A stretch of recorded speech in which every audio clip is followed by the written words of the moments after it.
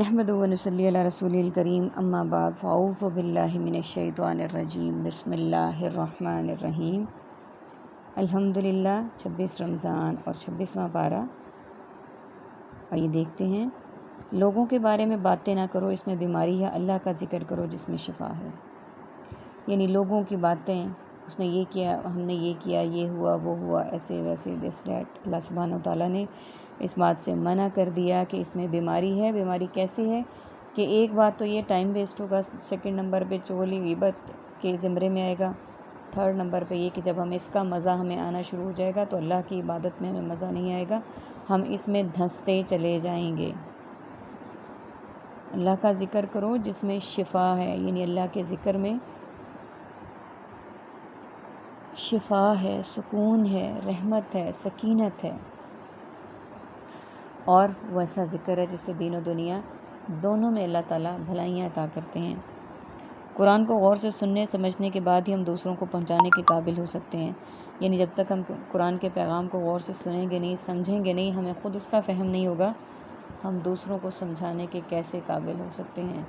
تو اللہ تعالیٰ سے دعا ہے کہ اللہ تعالیٰ ہمیں قرآن کا فہم عطا فرمائے۔ اللہم فقہنا فی الدین، آمین ثم آمین۔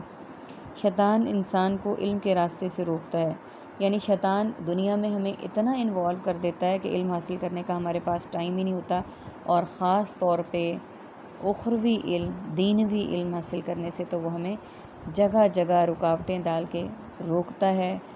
چھوٹی سی مثال ہے، ہم نماز پڑھتے ہیں، اذان ہمارے کانوں میں آتی ہے، ہم کہتے ہیں ہم نے نماز پڑھنی ہے، لیکن وہ ہمیں اتنے لمبے کاموں کی لسٹ پکڑا دیتا ہے کہ ہم نماز آخری وقت میں ادا کرتے ہیں۔ اسی طرح سے قرآن پاک کی تلاوت ہمیں کرنے کے لیے جیسے ہم سوچتے ہیں تو ہمارے پاس ایک لمبی کاموں کی لسٹ آ جاتی ہے، جس کو کہ ہم دوسرے وقت میں بھی کر سکتے ہیں، لیکن شیطان ہمیں وہ پہلے کروانے پہ اس نے ڈیسائیڈ کیا ہوتا ہے اور ہم اس کے بہکاوے میں آ جاتے ہیں، تاکہ وہ گمراہی کے اندھیروں میں ٹھوکریں کھاتے رہیں۔ اور وہ کیوں روکتا ہے علم کے راستے سے؟ تاکہ ہمیں نہ علم حاصل ہو، نہ آگہی حاصل ہو، نہ ہی ہم اپنے آپ کو سنوار سکیں، بلکہ ہم گمراہی کے راستوں میں ٹھوکریں کھاتے رہیں۔ انسان کے انجام کی خیر اللہ کے سوا کسی کو نہیں۔ ہر انسان کا عمل وہ کیا کر رہا ہے، کیسے کر رہا ہے، اللہ تعالیٰ جانتے ہیں، اور اس کے انجام ظاہر ہے وہ جس طرح کے اعمال کرے گا، انما الاعمال بالنیات، اسی طرح کے اس کا انجام بھی ہوگا، اس کی کسی کو خبر نہیں سوائے اللہ سبحانہ و تعالیٰ کے، یعنی اللہ تعالیٰ کو ہی خبر ہے، اللہ تعالیٰ ہی انجام کو جانتے ہیں، اور اللہ تعالیٰ کے سوائے اس کو کوئی نہیں جانتے۔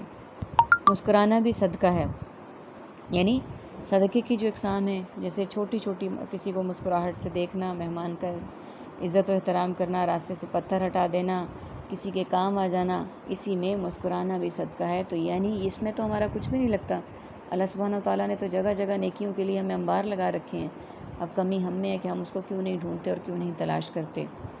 جنت صرف خواہشات سے نہیں ملتی، اس کے لیے ایمان اور عمل صالح ضروری ہے۔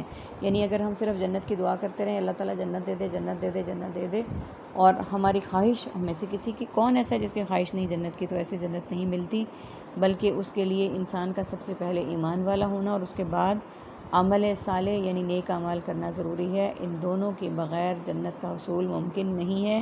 ایمان اور عمل صالح کا چولی دامن کا ساتھ ہے۔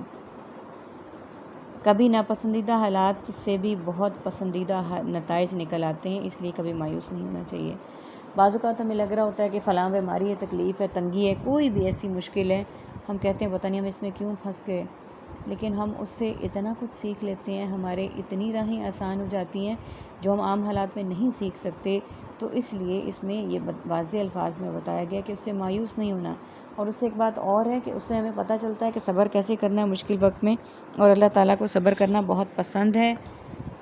اسی طرح کی مشکلات سے گزر کے ہم صبر اور شکر والے عناصر کو بھی اپنے پہ حاوی کریں گے، اور اس کے نتائج کو ہم سامنے آتا ہوا محسوس کریں گے، اور ہمیں پتہ چلے گا کہ اس کے کیا نتائج ہیں۔